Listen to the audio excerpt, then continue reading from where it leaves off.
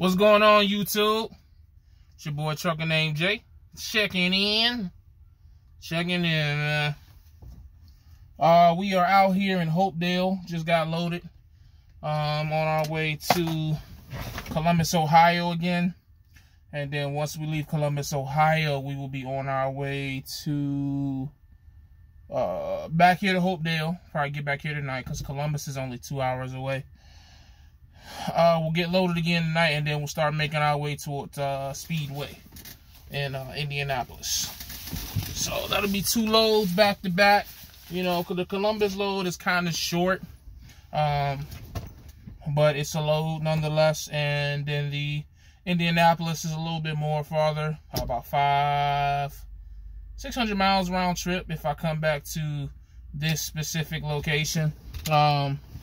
Which right now it does seem that way. It seems like all of the loads for right now are coming out of this Hopedale location, which is cool. I like this location. It's a little bit better set up than the Houston, PA route. So, but what I wanted to talk about in this video, man, is it kind of the same of what I've been talking about, man, in all my videos, but not specifically. But I want to specifically talk about it in this video. And see my bed back there, right? I don't need to see that. See that, man. That when I be back there by myself, you know what I'm saying? You know, spending some quality time with myself. You know what I'm talking about? Yeah, you know what I'm talking about. Everybody be doing it. I ain't the only one. Whatever. Nah, but I've been asked several times, you know, why am I so stuck on staying with this company?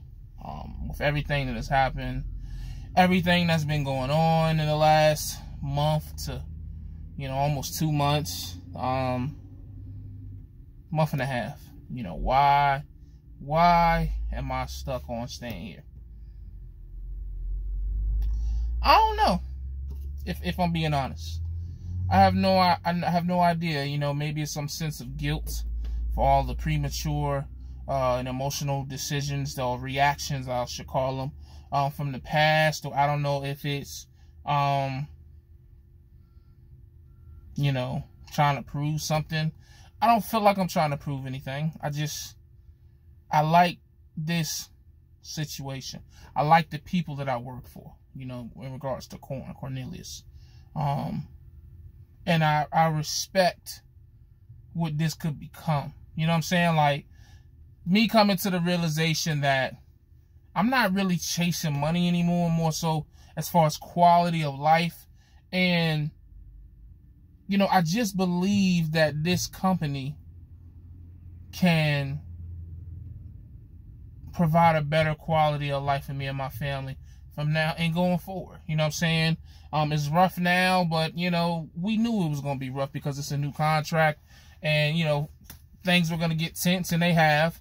But at the end of the day, you know, the only reason I've stuck out this long is because I've been able to communicate and talk to, you know, the bosses and understand what's going on. Like at Swift Transportation or at Abilene or at Stevens or Prime or whatever, you know, very few times do you have an opportunity to actually talk to someone who's actually in control of what's going on. Like, you're not going to pick up and talk to Rob Lowe or whoever, you know what I'm saying? It's just not going to happen.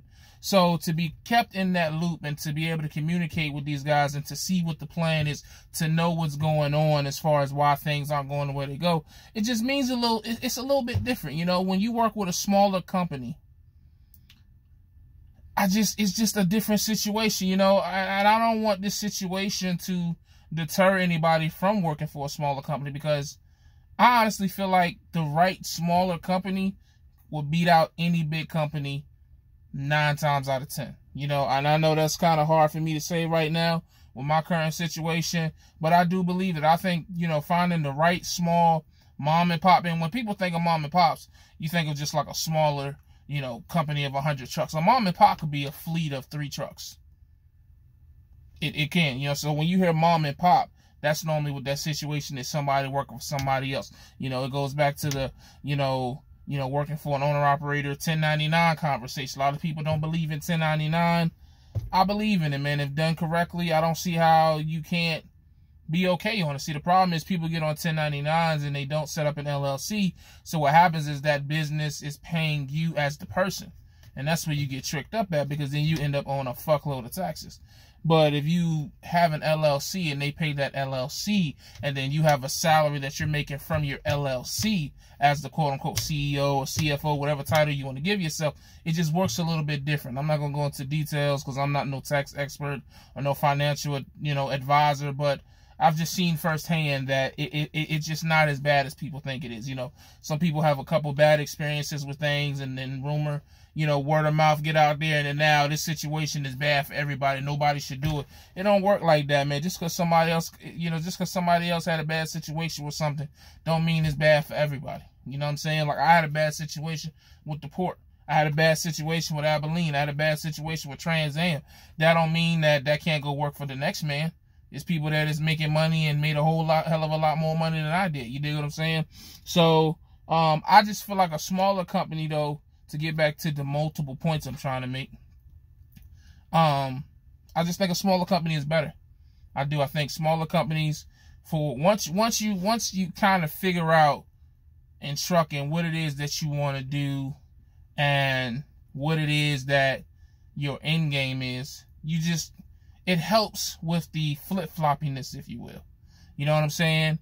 Because when you don't know your end goal, or you just kind of just going whatever way the wind blow, that's where the flip-floppiness comes in at. Because you going with whatever is the best situation, or where the most money is, or whatever may have you. But when you have a specific target, or specific lifestyle, or specific things that you are looking for, it helps you narrow down companies that you want to work for. Because for me, it's just certain things I'm just not going to do. I'm not going to touch boxes. And I know people get offended when I say it. And again, I've apologized multiple times, but I just feel like I shouldn't have to touch boxes to make the money that I want to make. That's not knocking anybody who wants to do that, by no means. I'm just saying me. I don't want to touch, but I've touched boxes. I touch boxes. A lot of people make the joke, oh, you fat, you need to touch. I've been fat my whole life, and I damn sure was touching boxes before I got my CDL. Believe that. Okay? I was the big dude that would always get the heavy boxes because I just look like I can handle it, whereas the next dude get 5,000 case truck of fucking microwaves or fucking spoons, forks, and silverware and stuff. You know what I'm saying? So I've touched my fair share of boxes. That's just not something I want to do. Some people smoke crack, don't ever want to do it again. I'll touch boxes, don't ever want to do it again. I don't understand what the big issue is, but that's just my preference. But my point is, when you have preferences, when you have specific things that you do and do not want to do, it just helps you with your decision-making process. And it also helps when you come to a company and your company has a lot of BS going on, but you can kind of see past all that, because if this thing works out like it should, this company is going to best meet your needs and your qualifications and everything that you're trying to do. Everybody else can't see it, and it looks crazy to them. But then again, do you really want to be doing something that makes sense to everybody else? What's so special about that? I'm not trying to be like everybody else. I'm not trying to make the money that everybody else want to make. I'm trying to do things differently. So therefore, the things that I'm going to do, the way that I'm going to move, is going to look crazy to other people, but it's not for them. Period. It's the same situation with lease ops and owner ops and authority owners and title owners. They always going back and forth because they're not able to see the things. They're not able to see things the way that the others are able to see. So therefore, they looking at them like they're crazy, but to the person that's doing it, it makes perfect sense to them, and they're successful in it.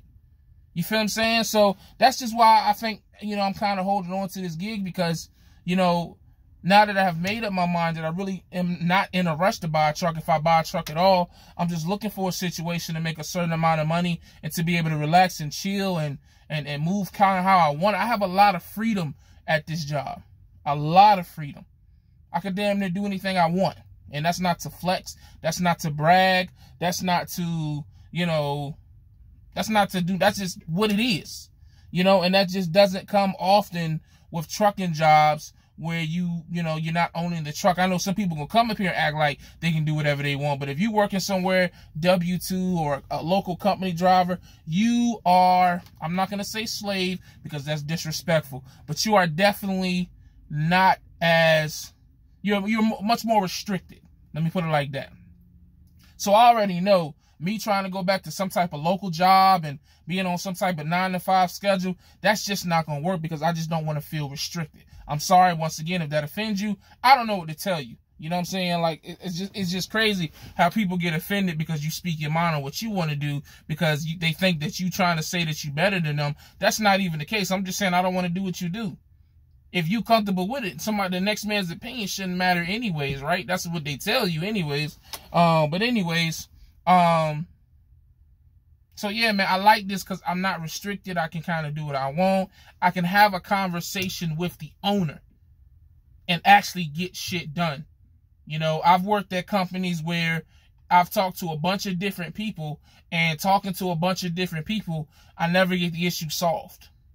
You know, here I can go straight to the, hey man, I feel like I need to be paid this. I feel like this. I feel like that. I feel like this. I can negotiate my pay here.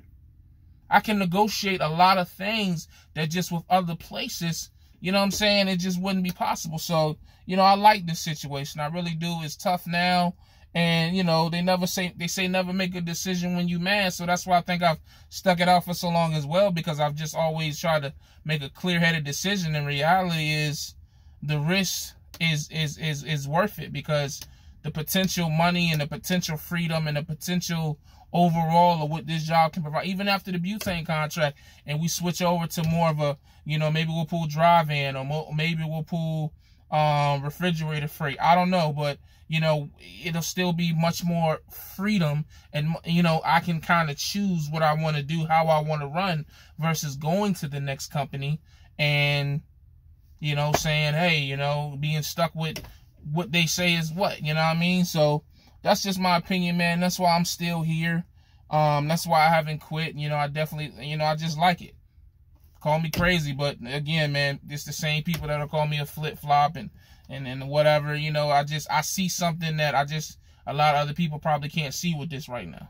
I do, and I'm gonna stick with it until I stop seeing it. So, like I said, I've quit jobs for stupid reasons, dumb reasons, and you know, for once, I'm trying to stay at a job for a good reason.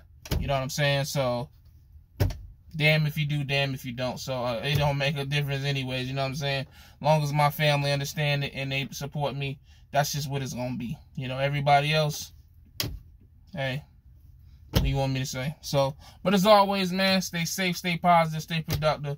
God Family Trucking. And remember, take care of that hustle. That hustle will take care of you, man. I'm out.